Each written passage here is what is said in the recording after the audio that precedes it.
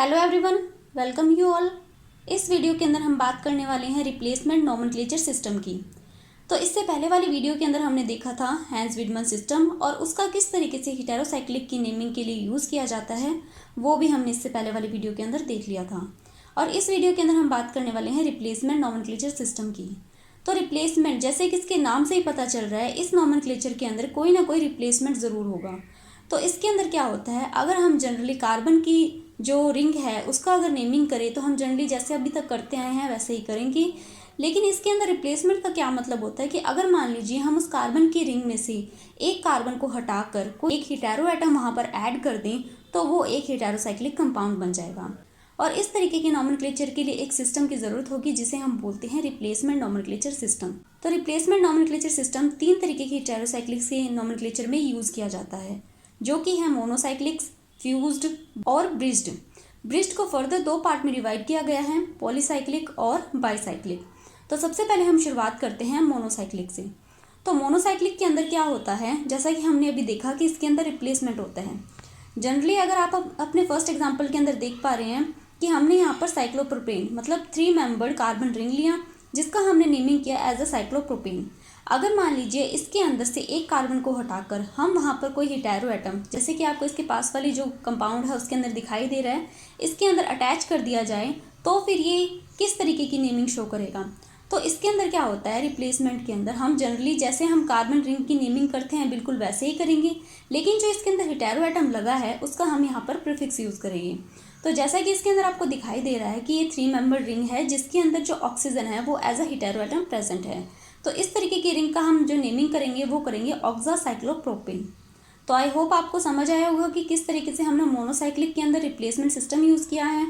अब हम बात करते हैं, जैसे कि मान लीजिए जहाँ पर भी ट्रिपल बॉन्ड होता है उसका हम बोल सकते हैं कि ये बेंजीन से डराइव हुआ है। तो अगर बेंजीन से डराइव हुआ है तो हम इसके अंदर अगर कोई हेटेरो एटम डाल दें तो हम उसका प्रीफिक्स के अकॉर्डिंग इस बेंजीन को नाम देंगे। जैसे कि आपको इस एग्जांपल में दिखाई दे रहा है कि ये रिंग एज अ बेंजीन जैसे लग रही है, लेकिन हमने इसके अंदर क्या किया, यहाँ से एक कार्बन को हटाकर इसके अंदर यहाँ पर nitrogen as a hetero atom place कर दिया। तो इस तरीके से इसका नेम होगा एज अ बेंजीन।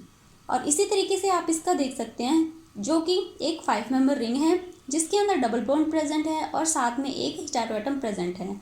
तो इस तरीके के कंपाउंड का नेम होगा ऑक्सासाइक्लोपेंटा-2,4-डाइईन। नेक्स्ट अब हम बात करते हैं इसके अंदर नंबरिंग के बारे में। तो नंबरिंग जैसे कि हम अभी तक करते हैं जनरली स्टार्ट होगी हेटेरो एटम से। अगर 2 या 2 से ज़्यादा हेटेरो एटम प्रेजेंट है तो हम उनको प्रायोरिटी के बेसिस पर नंबरिंग करेंगे। फिर उसके बाद में डबल बॉन्ड को कंसीडर करेंगे, फिर उसके बाद में हम उसके सब्स्टिट्यूएंट को कंसीडर करेंगे। तो इस तरीके से हम एक एग्जांपल देखते हैं। इसके अंदर 3 तरीके के हेटेरो एटम प्रेजेंट हैं, सल्फर, सिलिकॉन और नाइट्रोजन। अब इसकी नंबरिंग करेंगे और नंबरिंग के बाद में इसका जो नेम बनेगा वो बनेगा 1-thiaa-4-aza-2-silica-साइक्लोहेक्सेन।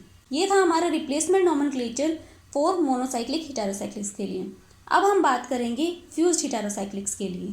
फ्यूज्ड हेटेरोसाइक्लिक के अंदर जो नंबरिंग है वो हम कार्बन के नोमेनक्लेचर के अकॉर्डिंग ही करते हैं, लेकिन अगर हमारे पास ऑप्शन हो तो हम वहाँ पर हेटेरो एटम से भी शुरुआत कर सकते हैं। इसके बाद में हम हेटेरो एटम को उसके प्रायोरिटी के बेसिस पर प्रेफरेंस देंगे।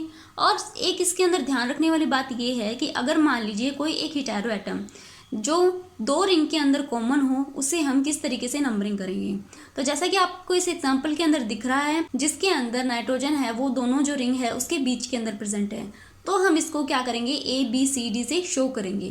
तो यहाँ पर हमने नाइट्रोजन को 3A नाम दिया है। तो इस तरीके से इस कंपाउंड का जो नेम बनेगा वो बनेगा 1-thiO-3A-6-डाईएज़ापेंटालीन। तो इस तरीके से हमने फ्यूज्ड हेटेरोसाइक्लिक्स का भी देखा। अब हम बात करते हैं ब्रिज्ड हेटेरोसाइक्लिक्स की।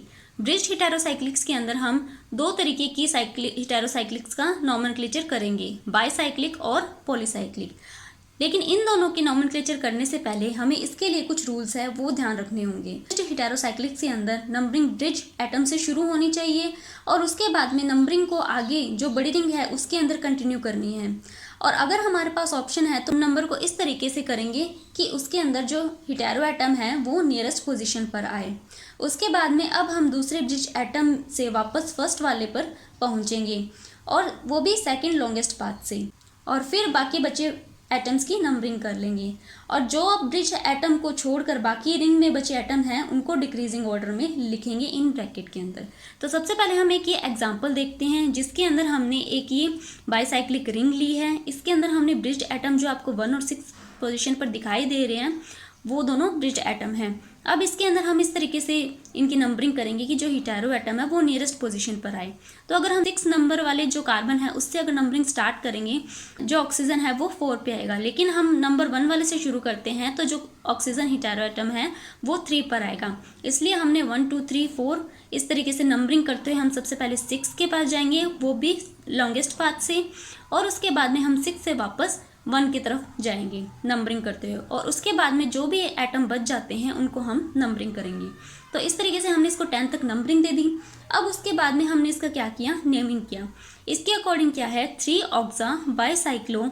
अब ये जो आपको ब्रैकेट के अंदर दिखाई दे रहे हैं 4 3 1, ये क्या है, ये जो रिंग के अंदर एटम प्रेजेंट हैं उनको हमने डिक्रीजिंग ऑर्डर के अंदर लिखना है। तो डिक्रीजिंग ऑर्डर के अंदर लिखने के लिए हम कैसे लिखेंगे कि जो हमने राइट वाली जो रिंग है, बड़ी वाली रिंग है, उसके अंदर हमने देखा कि यहाँ पर 4 तरीके के एटम प्रेजेंट हैं और वहीं छोटे वाले रिंग के अंदर 3 तरीके के एटम प्रेजेंट हैं, और बीच में जो 10 नंबर आपको एक एटम दिखाई दे रहा है उसको हमने 1 नाम दिया।